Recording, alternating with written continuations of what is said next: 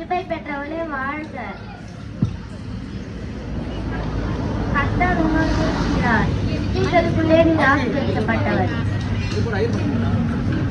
எப்படியாகவும் நான் புருஷனை அறியலே. பயப்படாதே. இதோ என் சிலுவை பெற்றாய். இதோ என் கர்ப்பவதியாகி ஒரு குமாரனை பெறுவார். அவருக்கு இயேசு என்ற பெயரிடுவாயாக. அவர் பெரியவராக இருப்பார். உன்னதமானவரின் குமாரன் எனப்படுவார். இந்த வாழ்க்கை எப்படிப்பட்டது? பரிசுத்த ஆவி உன்மேல் வரும். உன்னதமானவரின் பலம் உன்மேல் இருக்கும். ஆதலால் உன்னதத்தில் பிறக்கும் பரிசுத்தம் உள்ளது. தேவனுடைய குமாரன். இதோ நான் ஆண்டவருக்கு அடிமை.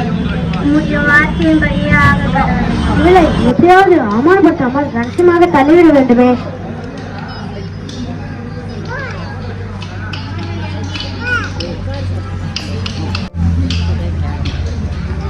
தாவீதின் குமாரனாகிய யோசேப்பே, உன் மனைவியாகிய மரியாதை சேர்த்துக் கொள்ள ஐயப்படாது. அவளிடத்தில் உற்பத்தி ஆகிறது பரிசுத்த ஆவியினால் உண்டானது. அவர் ஒரு குமாரனை பெறுவார். அவருக்கு இயேசு என்ற பெயரிடுவாயாக. ஏனெனில் அவர் தமது பாவங்களை ரட்சிப்பார்.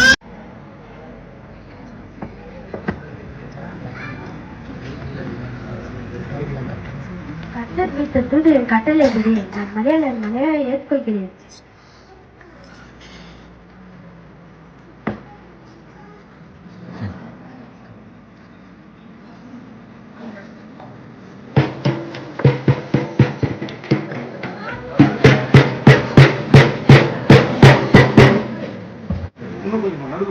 தங்கள் மக்களை தொடர்புடையனால் எல்லாரும் தாங்கள் ஊருக்கு போய் குடிமேறி விட வேண்டும்.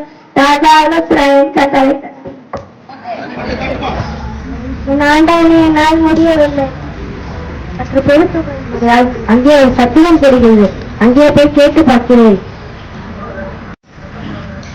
ஐயா ஐயா, என்ன வேண்டும்? இந்த சத்திரத்தில் இடம் கிடைக்குமா?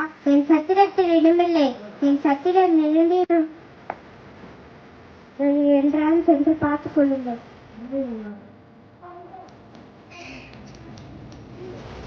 ஆண்டவனே, என்னால் முடியவில்லை. இந்த வழியை பொறுத்துக் கொள்வது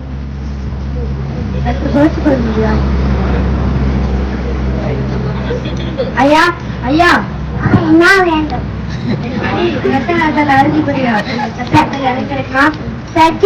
இடமில்லை. சத்திரம் நெருங்கிலிருந்து வேலையாக செல்பார்கள்.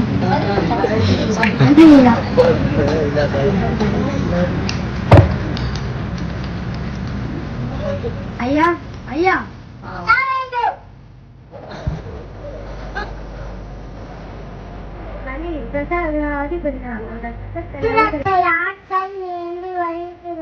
சத்திரத்தை பின்பக்கத்தில் மாட்டு தகுந்தது உள்ளது என்றால் அங்கே தள்ளி கொள்ளுங்கள். நாங்கள் அங்கே தள்ளி கொள்கிறோம். என்ன வேண்டும்? நாங்கள் அரசரை காண வந்தோம். சற்று பொறுங்கள்.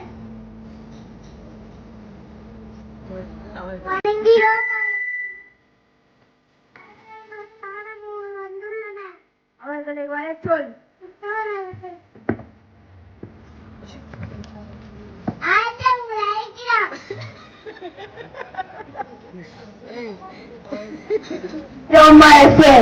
தாங்கள் என்னை தேடி வந்த காரணம் யூதருக்கு ராஜா எங்கே பிறந்திருக்கிறார். யூதருக்கு ராஜாவா? எனக்கு எதிராகவா? கிழக்கிலே அவர் ஒரு நட்சத்திரத்தை கண்டோம். அவரை பணிந்து கொள்ளவே நாங்கள் வந்துள்ளோம். யார் எங்கே?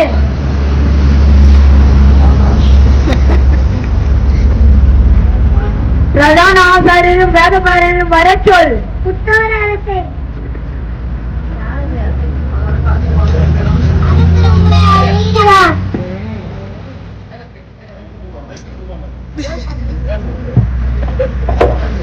வணங்குகிறேன் அரசே. கிறிஸ்துவானவர் எங்கே பிறப்பார் என்று பார்த்து சொல்லுங்கள். யூரியாவில் உள்ள பெத்லகேமிலே பிறப்பார். அது ஏனென்றால் யூதாவின் தேசத்தில் உள்ள பெத்லகேமே யூதாவின் பிரபுக்கள் நீ சிறியதல்ல.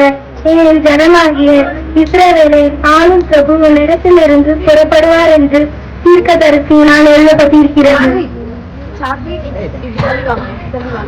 நீங்கள் போய் பிள்ளையை குறித்து திட்டமாய் விசாரித்து பிள்ளையை கண்ட பின்பு எனக்கும் அறிவியுங்கள், நானும் வந்து பணிந்து கொள்கிறேன். உத்தரவு அரசு.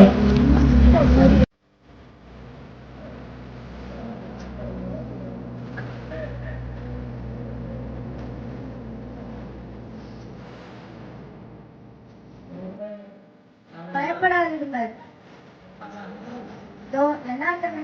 மிகுந்த சந்தோஷத்தை உண்டாக்கும் நற்செய்தி உங்களுக்கு அறிவிக்கிறேன். கர்த்தனாகிய கிறிஸ்து எனும் ரட்சகர் உங்களுக்காக தாவீதின் ஊரில் இருக்கிறார். பிள்ளையை துணிகளை சுற்றி முன்னணியிலே கிடப்பித்த காண்பீர்கள். இதே உங்களுக்கு அடையாளம்.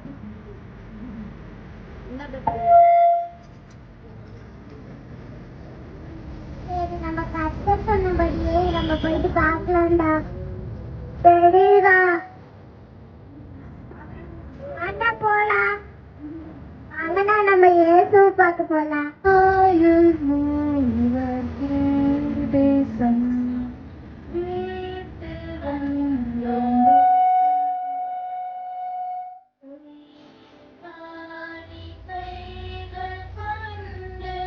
செல்வம் நட்சத்திரம்